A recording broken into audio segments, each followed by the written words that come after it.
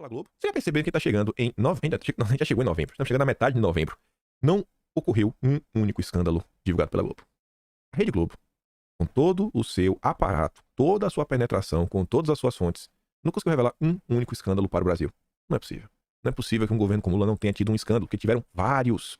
Vários. Isso é mais uma prova do que a Globo vem fazendo. Então, assim, quando a gente quer saber o que está acontecendo no governo Lula, a gente tem que tirar a blindagem da Rede Globo. E você vê, é uma coisa bem feia, né? Primeira notícia do vídeo de hoje, acho que deixa bem claro algumas coisas que vem rolando. Já quando se trata em Bolsonaro, toda vez que você tirava, né, essa cortina protetora para saber das entranhas do que estava acontecendo, eu acho que normalmente a população se surpreendia positivamente. E o caso mais icônico foi a reunião ministerial, aquela que o Moro, né, criou aquela confusão toda e vazou. Aí quando vazou, o pessoal viu, nossa, a preocupação de Bolsonaro era com o Brasil, era com os trabalhadores, era para garantir que as pessoas pudessem trabalhar, cobrando seus ministros, meu Deus. Só que ele xingou, né? Xingou várias. Nossa, ele xinga, gente. E aí, ontem o Carlos ele postou um vídeo. Eu vou dar play primeiro no vídeo, depois eu complemento. Trazer mais duas informações extras, que eu acho que anima um pouquinho o dia de vocês, saber que ainda existem boas pessoas por aí. Esse daqui é o Fernão Lara Mesquita, né? O indicador tá aí, talvez outro aí na Revista Oeste. Enfim, eu não sei onde esse vídeo aqui foi postado. Eu sei que é o Fernão Lara Mesquita. Entendeu o que ele disse? Com Israel e com o Hamas, né, chegou num ponto crucial. Né? Deixa eu fazer uma revelação para vocês. 4, 5 dias atrás, eu encontrei por acaso um dos advogados que trabalha para o Bolsonaro. Né? E comentei com ele, eu falei, olha, por que você não sugere ao presidente que ele, aproveitando as boas relações que ele tem com o governo do Netanyahu, trabalhe para resolver essa história do embarque dos brasileiros que estão presos ainda em Gaza? O cara falou, pô, que boa ideia, tá, vou falar com ele. Umas horas depois ele me retornou e me falou, olha, surpresa, eu falei com ele e ele me disse que já faz 5 dias que ele está negociando no telefone diretamente com o pessoal do governo do Netanyahu para isso, mas me pediu um absoluto sigilo, né, porque ele não queria de maneira nenhuma aparecer nessa história. Eu falei, pô, subiu no meu conceito, né? O Fernão Lara Mesquita disse, pô, o Bolsonaro subiu no meu conceito, né? O cara não tá atrás de holofotes. E, se vocês tiverem uma memória boa, eu usei a reunião ministerial porque assim, o Brasil inteiro soube. Mas, quando você pega assim um governo, mais ou menos como as coisas se deram, tem um cara que, no início, ele criou uma certa resistência a Bolsonaro. Ele era bem resistente, vamos falar assim. Que era o Constantino. O Constantino era um cara bem resistente a Bolsonaro. E aí o Constantino, quando ele meio que começa a perceber que tem algo errado, ele fala, cara, assim, eu discordo de Bolsonaro em algumas coisas, mas eu tô percebendo que essa turma do consórcio tá demais.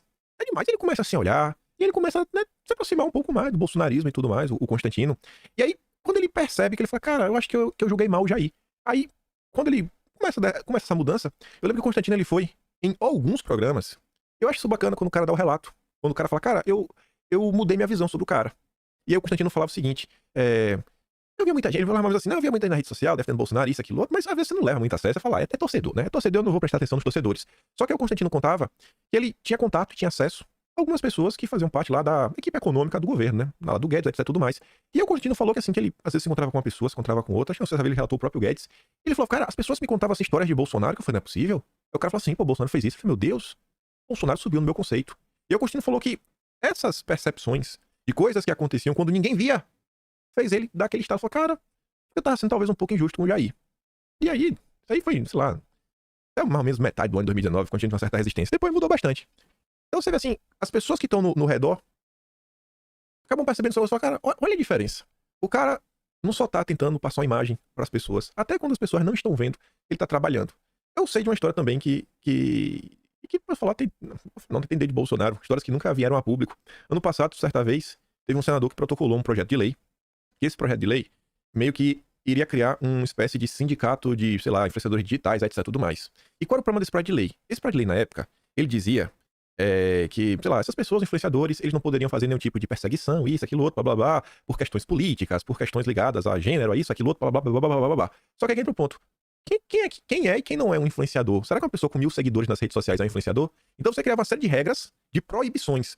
E nesse mesmo artigo falava, botava assim, no final, mas assim, vírgula, mas isso não é aplicado ao jornalismo profissional. Ou seja, era um projeto de lei a priori bobinho, né, que ia criar uma espécie de sindicato para influenciador, só que dentro dele, você ia criar uma nova casta. Você ia dar poderes, assim, de um novo patamar para jornalistas, porque jornalistas, esses sim, poderiam fazer críticas. Então você tá falando, você não pode perseguir ninguém por divergências políticas, mas o jornalista pode. Então, peraí.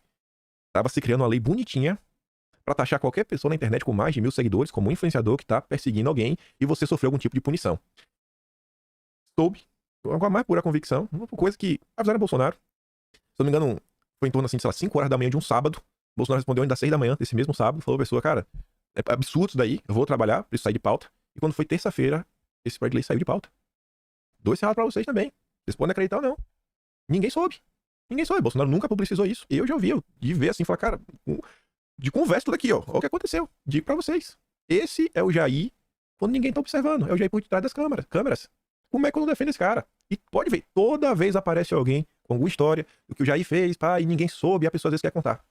Eu achei muito bacana a parte do Fernão contar isso pras pessoas, né? Você vê que, né? Aqueles que se ajoelham serão exaltados, né? Não é bem assim os termos, mas vocês estão entendendo o que eu quero falar. Mas independente disso, pegando aqui o gancho dessa questão internacional, eu queria mesmo comentar sobre isso. Umas coisas interessantes que aconteceram nas últimas horas. A gente colocou aqui, né? Uma colagem. Tá pequena, mas dá pra bem ver que só tem um rosto aqui, né? O rosto de uma mesma pessoa. E aqui são postagens de diversos veículos diferentes da imprensa nacional. DCM, Revista Fórum, Isto É, Globo, CNN, Poder 360, Folha de São Paulo. Pô, o cara tá em todas, Metrópolis, o cara aparece em todos os locais, é sempre o mesmo rosto. E ela fala assim, ninguém achou estranho. Ela diz, eu achei. Apenas uma única pessoa aqui da entrevista, só uma. E assim, e é mostrado por órgão federal, faz vídeo com Lula e o exalta. Porque nesse print aqui, tem postagens dele do Instagram dele. A pessoa que tá rodando na imprensa, dando entrevistas, aparecendo nas capas das matérias, é só uma, e essa pessoa é um apoiador do Lula. Coincidências. Aí, quem também percebeu isso? Foi o Herbert Spasso, ele percebeu isso no Instagram, e aí a Sarita viu, ela pegou os stories dele no Instagram e postou no Twitter. Ela fala assim, ó, interessante o levantamento que o Herbert postou no Instagram dele sobre esse brasileiro, que deixou a mãe e a irmã, né, lá no conflito, e que tanto aparece na imprensa por aqui. Segue uma sequência de 12 stories que ele publicou. Aí tá assim, ó, brasileiro se emociona ao se despedir da mãe e irmã antes de deixar Gaza. Isso aí até a nota do Lauro Jardim, falando assim, né, não, que a diplomacia falou que elas ficaram lá por interesses pessoais. O cara veio, né? Então, assim, que tipo de homem deixa mãe e irmã no conflito? 12 anos tem a irmã. Estranho, rapaz, deixa tua irmã com a mãe. Mas... Aí ele fala, né? Estou tentando entender como alguém entra nessa seleta lista. Tá ali? Ele faz parte do grupo de 34 brasileiros, né? Que deixaram lá o país. Achei o perfil. Ao menos, para pagar a mensalidade do selo, não tá faltando dinheiro. Aí tá ali, né? O selinho verificado. Aí tem uma postagem, né? Baba ovo do Lula. Não escreve em português como brasileiro. Aí tem uma imagem do Lula, né? Tem um comentário muito pesado sobre Israel. Nem vou ler. Mas vocês podem dar uma pausa, dar uma lida, pra saber como é que pensa aí o queridinho da imprensa. Ele postou o ator, né? Esse cara tá famoso, mas cadê esse? Não é possível que vocês não viram, esse cara faz tudo. Ele é ator de qualquer coisa que você pensar. Ele dá entrevistas pra grandes redes de TV. Detalhe, para Meu Papel e Nós Brasileiros. Aí tá ali, ó, a postagem dele, da entrevista pra CNN. Meu papel, mostrar o que sofremos, né? O que nós brasileiros passamos e o conflito que acontece lá. Ainda botou obrigado BBC Brasil pela oportunidade dele pra CNN. Engraçado, né? O papel dele é mostrar o que tá sofrendo. Pisa na bandeira de Israel em São Paulo em 2015. Em 2015, participando de manifestação, pisando, né? Ela é de Lula, para Lula. Aprende português para, não sei, né? Pra quê? Não sei, mas aprendeu em 2015, né? Pra dar entrevista na Globo. Em 2015, já dava entrevista pra Globo. Esse é o cara que aparece na capa das matérias e dando entrevista desde 2015. Palestra em escola, 2015 também. Nem vou ler o que tá ali na esquerda, mas vocês podem dar uma pausa, dar uma lida, né? Como ele tá chamando o povo judeu. Enquanto isso, né? Não é nem falar. O Herbert colocou ali o que aconteceu, enfim. Engraçado isso, né? As coisas estão acontecendo recentemente. Como a imprensa noticia os eventos internacionais, como a imprensa lida com o governo Lula, o posicionamento do governo Lula, o posicionamento dos ministros de Lula. O Hélio Dolly caiu, mas... Porque o Paulo Pimenta queria a vaga do Hélio Dolly, né? Não é porque eles não eram amigos. Mas uma das conselheiras de Itaipu também falou poucas e boas na internet e não caiu. Eu só notinha na Folha de São Paulo mês passado e ficou por isso mesmo. Muito intrigante. Aí sobre a operação que teve semana passada, que prendeu 2 pessoas, né? Por associação com um grupo muito complicado. Quando o SG1 tá com azul escuro, é porque saiu no Jornal Nacional. Investigado por planejar, né, confusões contra pessoas no Brasil, dá detalhes sobre recrutamento de brasileiros para a prática de atos muito perigosos. Tá vendo aí, né? O que está se passando no Brasil. Aí saiu essa nota aqui hoje de manhã, cedinho. Polícia Federal vê formação de rede de mercenários, né, desse grupo no Brasil. Aí olha o subtítulo. Investigadores não identificaram vínculos ideológicos de alvos de recrutamento com a organização radical. Segundo a polícia, é só pelo dinheiro. É só o dinheiro. Não tem vínculo ideológico. Eu acho que dá pra traduzir a matéria assim, ó. A Polícia Federal foi atrás e descobriram que eles não votaram em Bolsonaro. Então não tem vínculo ideológico. Não votaram em Bolsonaro, né? Não tem vínculo ideológico. Se a pessoa tivesse votado em Bolsonaro, mas não votou, né? Então não tem vínculo ideológico. Será que eles votaram nulo? Será que eles fizeram campanha pra alguém? Não sei, o nome não foi divulgado ainda, né? É segredo de Estado, Segurança Nacional. Não tem vínculo ideológico, viu, gente? Viu? A Globo tá fazendo questão de te falar isso. Então, fica de boa. Não se questione. Aí ontem, teve em São Paulo um ato a favor do Grupo H, né? Com bandeiras vermelhas. A bandeira do Grupo H, né? Teve aí, no Metrópolis. Tu já imaginou? Cara, e assim, a naturalidade como as coisas acontecem é sensacional. Mas sensacional. Se fosse qualquer que estávamos comentando nota do Metrópolis, falar só um pouquinho mais do consórcio. Ó, Noblar, chupa Bolsonaro. Só botou a foto de Bolsonaro. E isso aí, pra dizer que os brasileiros foram repatriados e foi o Lula. O jornalista Silvio Navarro até diz, né? Jornalismo. Isso é jornalismo. Isso é jornalismo, Noblar? Óbvio que não, né? Aí, veja isso. Isso parece jornalismo também pra vocês? Quem é do Rio de Janeiro já deve estar falando, meu Deus do céu. Quem não é, vai entender porque eu tô perguntando isso. Feira de Acari viraliza nas redes sociais com preços muito abaixo dos mercados. Você lê isso, gera certa curiosidade, né? Nossa, que feira engraçada. Aí você, vamos ver o subtítulo. Mercado a céu aberto. É montado aos domingos, na Avenida Pastor Martin Luther King Jr., às margens da linha do trem. Tá. E aí? Vamos ver alguns parágrafos pra você entender, né? Porque eu quis trazer essa nota. Antiga conhecida das autoridades, a Feira de Acari na zona norte do Rio continua a funcionar a pleno vapor. Nos últimos dias, imagens do local viralizaram nas redes sociais com vendedores anunciando produtos com preços muito abaixo do valor de mercado. Irregular já foi apelidada de rouba tudo e roubalto, por escoar peças de veículos roubados.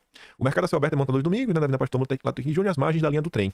A Secretaria de Ordem Pública do Rio afirma que não autoriza a realização da feira e pede a ação das polícias por se tratar de um local de influência direta do crime, com presença da turma que vende substâncias proibidas, né? E que tem ferramentas, e onde são comercializados produtos oriundos do roubo, furto e contrabando. Você entendeu que essa feirinha, a tal feirinha de Acari que viraliza nas redes, com preço muito abaixo, são produtos roubados, gente. A Globo não consegue falar, ó, feira de contrabando viraliza na internet. A pessoa lê a manchete, a pessoa lê o subtítulo, e ela sequer sabe do assunto principal. Estamos lidando com um local de contrabando, com um local de roubo, com um local dominado pelo crime. Esse é o consórcio. Aí, você tem que ler a matéria quase toda lá, acho que no fim que você vai descobrir, ó. O levantamento da Fijan estima que os roubos de carga no Rio causaram prejuízo de 390 milhões de reais em 2022. Eu acho que grande parte desse prejuízo é do setor privado.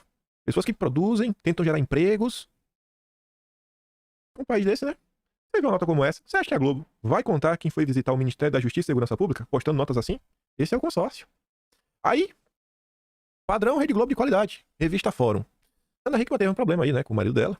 Ela, a ponto que foi agredida, ela fez BO. Não tava lá pra saber como é, mas ela fez BO. Tá a maior confusão na internet. A revista Fórum fala assim, ó, confirmado. Ana Hickman foi mesmo agredida pelo marido bolsonarista. Entende aquela nota, né? Não foi encontrado o vínculo ideológico? É esse daqui, ó. Então imagina qual o lado ideológico dos caras que foram presos pelo Jornal Nacional. Aí o Marcelo de Carvalho, né?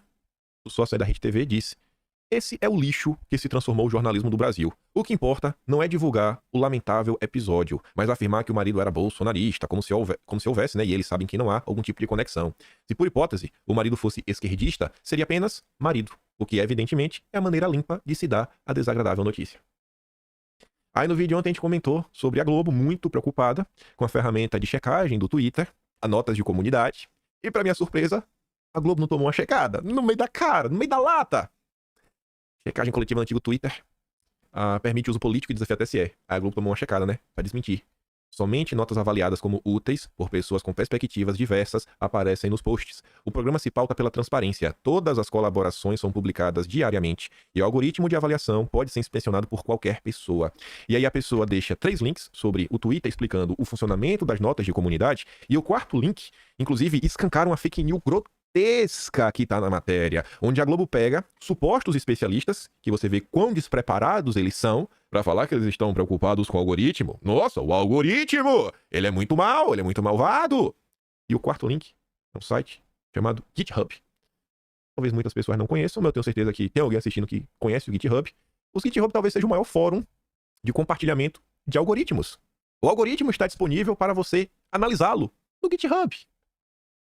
Então, os especialistas que estão preocupados com o algoritmo, eles poderiam entrar no GitHub e olhar o algoritmo. É transparente.